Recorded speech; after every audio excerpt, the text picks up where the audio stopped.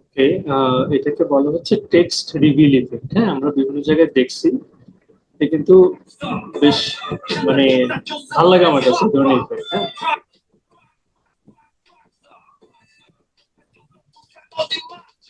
বিশেষ করে ইন্ট্রোতে ইউজ করলে, প্লাস মানে স্পেসিফিক কোন একটা টেক্সটে, মানে টেক্সটকে যদি হাইলাইট করতে চাই তাহলে আমরা এই ধরনের ইফেক্ট ইউজ করতে পারি। এই ধরনের ইফেক্ট গুলো মানে প্রিমিয়ার প্রো করতে গেলে আহ, মোটামুটি একটু সময় লাগে।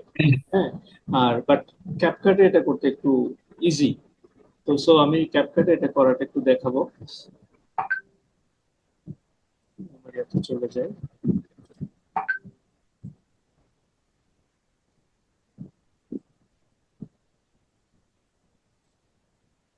ফাইল, নতুন একটা প্রজেক্ট।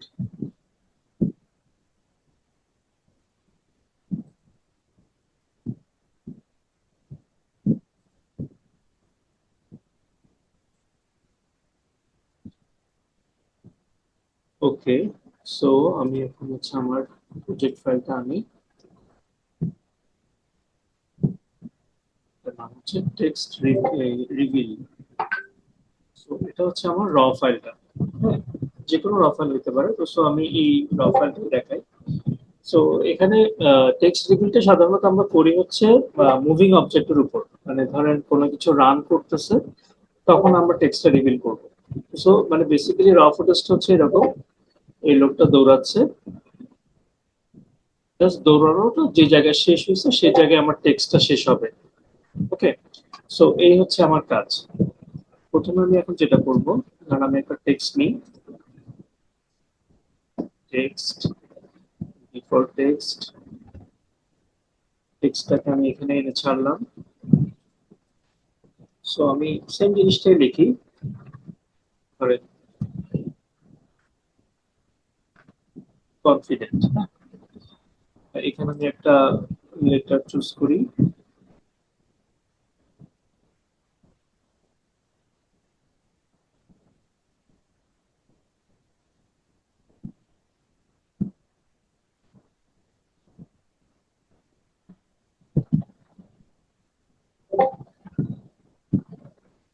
আপনাদের মতো করে যে কোনো লেটার চুজ করতে পারেন। তো সো এখানে আমি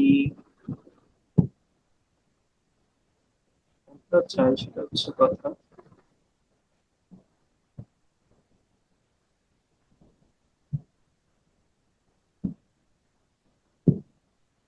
ওকে,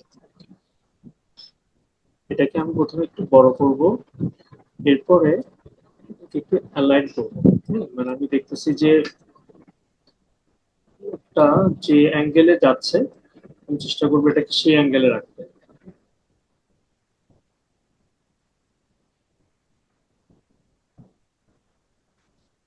একটু ছোট করি, একটু ছোট করে এই বরাবর রাখি। ওকে, সো এটা তাহলে ব্যাপারটা হচ্ছে এটা এভাবে যাবে। লেখাটা কেমন আরেকটু উপরে করতে হবে।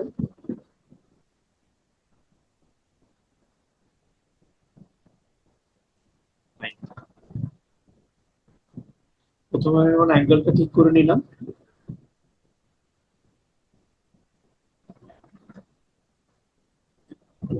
এই বরাবর।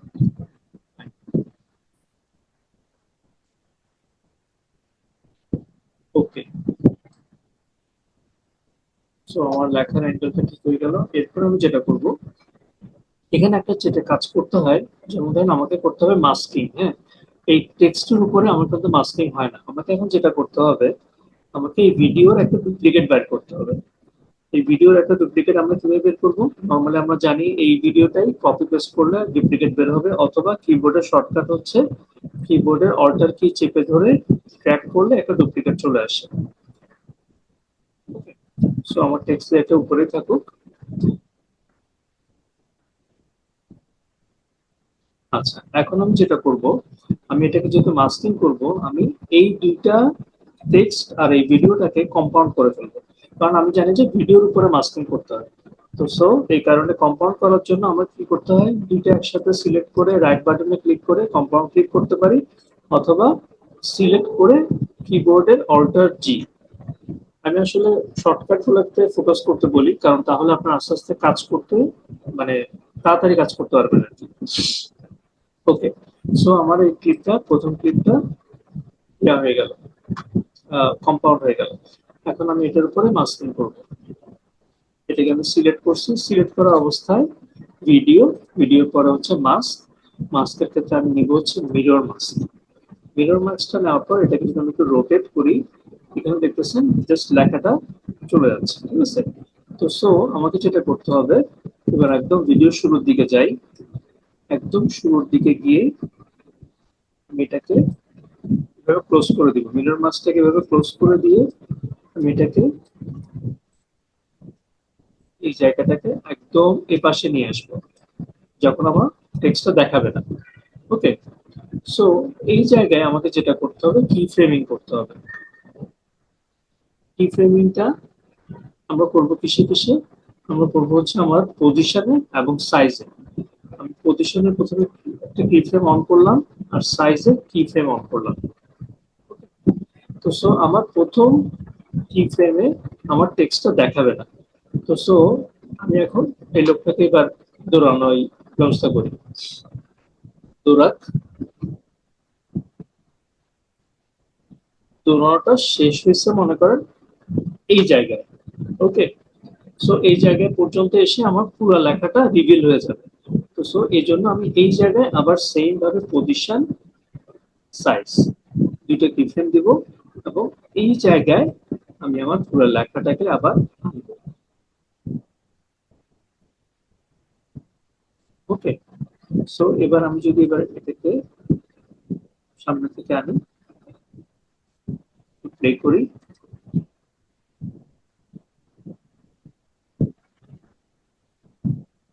মাস্কের ইয়ারি দেখা যাচ্ছে। যদি এভাবে প্লে করি,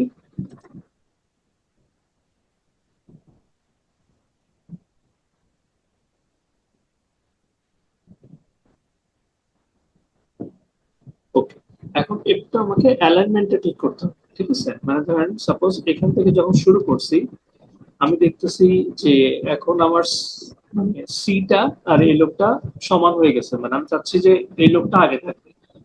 তো সো এই ক্ষেত্রে আমাকে যেটা করতে হবে, এবার একটু কি ফ্রেম অ্যাডজাস্ট করতে হবে।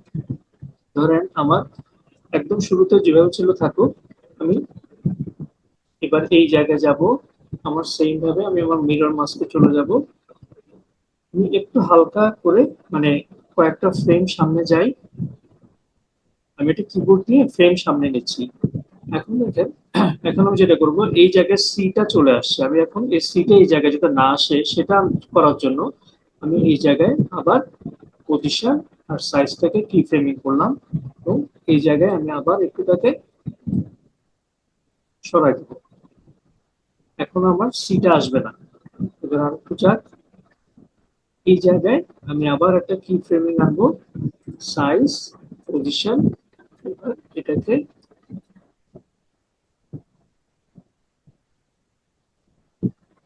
হালকা করে ইয়া করে দিচ্ছি, হালকা করে ইয়া করে দিলাম। এরপরে যদি যাই, ওকে, এখন যদি এবার আমি একটু খেয়াল করি, জাস্ট আমার প্রথম দিকে মনে হচ্ছিল সি আর এই লোকটা পাশাপাশি মানে একসাথে লেগে গেছিল, বাট এখন একটু অ্যাডজাস্ট হয়েছে, এই লোকটা আগে যাচ্ছে। এখন দেখতে ভালো লাগতেছে, মানে সে যতই পাটা বাড়াচ্ছে আমার টেক্সটটা রিভিল হচ্ছে। ওকে, এখন আবার দেখা যাচ্ছে এই জায়গায় লোকটা একটু বেশি আগে চলে গেছে। তো সো এই জায়গায় আমি আবার সেম কাজটা করব, ভিডিওতে যাব, পজিশন আর সাইজটাকে একটু মাস্কিং করি। এবার এখানে আমি এই জিনিসটাকে একটু আগে ফাস্ট করে দিব, হ্যাঁ, মানে যেটা একটু পেছনে ছিল সেটাকে একটু ফাস্ট করে দিব। সো এবার যদি আমি আবার দেখি,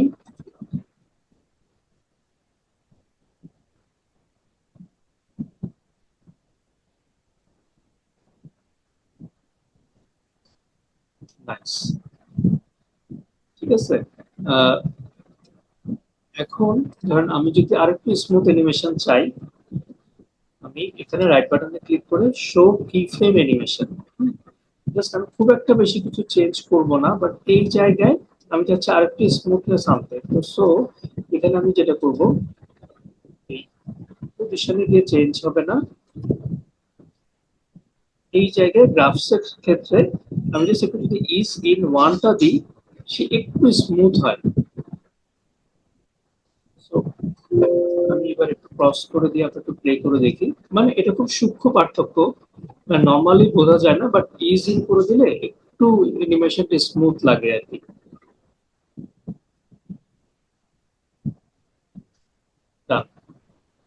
এবার আবার আমি হাইড কি ফ্রেম অ্যানিমেশনটা দেখার দরকার নাই।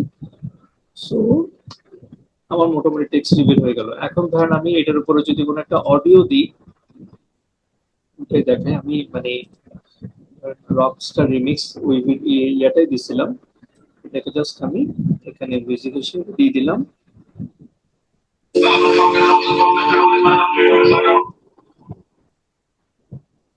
এটা আমি এটা এটা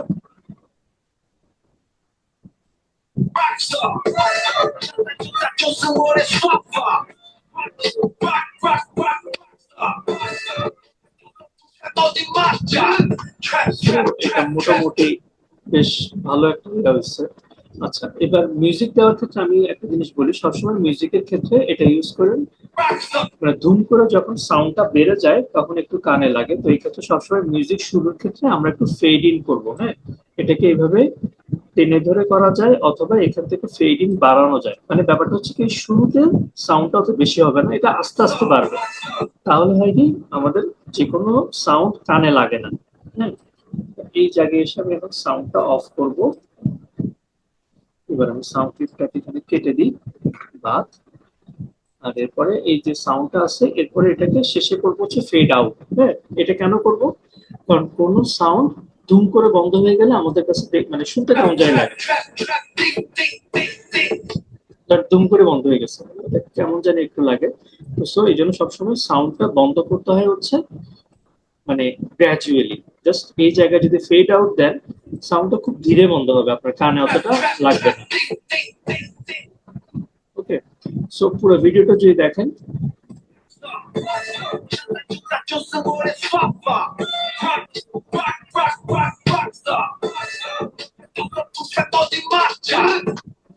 নাইস।